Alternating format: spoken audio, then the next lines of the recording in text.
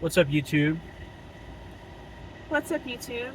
This is Discord Pro premium review of Dance Dance Revolution World. We just played our first credit at round one, Cumberland Mall in Smyrna, Georgia. We are 3 beers in, 2.5 beers in. And we're about to go watch the Atlanta Braves play the Tampa Bay Rays at SunTrust Park in Cumberland, Georgia. Cheers. Cheers. So, Dance Dance Revolution World, what is it? It's the newest version of DDR, dropped in 2024. What month is Just it? days June? ago. Just days ago, literal days ago. It was Wednesday. Right. We have access to it because round one, Cumberland, round one as a general institution in the United States probably should not exist. And I don't know how the fuck they're making a profit. I mean, I guess they just made some money off of us. But still, it's so awesome that we can play brand new It's packed DDR here at, yeah, right, at the busy ass Cumberland Mall round one. You probably can't hear anything because my AC is blasting full blast. On account of it's 95 It's degrees. 95 degrees here in Cumberland, Georgia. We're not in Smyrna, actually. We're in Cumberland, Georgia. But yeah, so DDR World, what is it? It's a new version of DDR, dropped June 2024. We've just played about 11 minutes of it for about $1.25 per person. What do you think, Trisha? It's kind of a little more of a DDR outsider. I would say you probably know more about DDR than like 99% of the people in the world of America. So that's kind of yeah. You're like when it comes to the DDR iceberg, you're about a quarter to halfway down, just by exposure to me. Unfortunately for you. Yeah. So what would you say your impressions are of new DDR? New DDR, I thought interface UI really smooth, really nice looking. I think the color green that they chose was a good choice. It's a new age green, a Gen Z green, as we discussed. Kind of pastel. I think the most important aspect of new DDR is very specifically the shade of green that they chose. It's like in between a mint green and a teal somehow. It has a little bit minty, but a little bit tealy. And I think overall gameplay very smooth, interface very smooth. Right. I had a great time. All 4 songs. So we played 2 new songs and 2 old ones. So we picked 2 songs that were like brand new, I think, to the game. Which there's not a lot of music selection coming right out of the gate in DDR World. There's like maybe like 9 to 10 new songs total, which is not a lot for a new mix, but the standards have really changed with regards to DDR in the modern era. So we played 2 new songs. Both of them were good. Both good, new, cool Japanese pop songs. And then we played 2 old songs. No, actually. I think now that I think about it, we played 1 new song.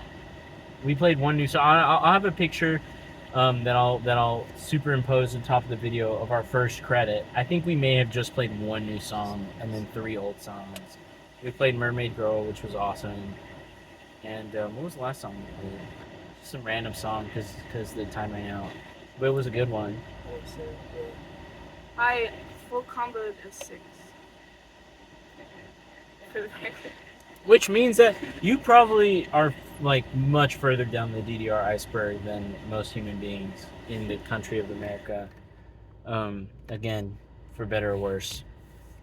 But yeah, overall, pretty good. They took away the life 4 gauge for the flare gauge, and there's a lot more I could say about the intricacies of the individual play. It feels like getting an extra song, an extra stage which means you get to play 4 songs instead of 3, especially with 2 players, is even easier than it used to be, which is pretty generous on Konami's part. Oh, you have to do well to get Yeah. to 4th. Yeah, you have to do well to get, which we did. You fucking full comboed a song, which gave us like 2 or 3 stars. Did well. Yeah, so I don't know. People are complaining that on the player 2 side, there's this like rocket that's like animated that like shakes back and forth that kind of makes it annoying to see if you're a very competitive player, which I find really fucking funny. They say people are saying that the crowd noise built into the game is annoying, and that there's a new announcer for the first time in a really long time. Okay. Which new announcer, I will say, I miss this the random ass Mexican band that they commissioned in like 2008. That has been the announcer for like more than a decade. That's awesome. I do miss them because they used to be like, they would be like, select a song, Holmes. Sometimes, which would make me really happy. In particular, they had that for years. Since like DDRX, which is like, I think that's from like 07, 08. I can hear someone in my head, but I don't think it's that person. Music Saikoda. That means music select, I think, in Japanese. I don't know. I played DDR after school when I was a kid, so probably like 2007, 2000. He probably wasn't in the version that you had. 2007. He probably wasn't. The old DDR announcer from like the old PS2 games is iconic. That's who I think that's I know. Yeah, that's like no, and all that shit. That's the guy I know. That's the OG. That's the fucking the goat of DDR announcer. The new one isn't bad. It kind of sounds a little generic, I would say. Yeah, overall, I will rate it. How many stars are in Letterboxd? 5. From 1 credit, a single credit of DDR World, from two relatively learned DDR players, I would say. I mean, you are for the general population. I keep saying that, but it's true. Perhaps. How many people could you pull off the street and get them to full combo 6? No, one out of like 1,000. I will say it does sometimes surprise me how bad people can be. Right. Well, you just underestimate how goated you are. So overall, out of 5 stars, I would give it. I really have not played, so I could not rank it. 1 credit is just not enough to know.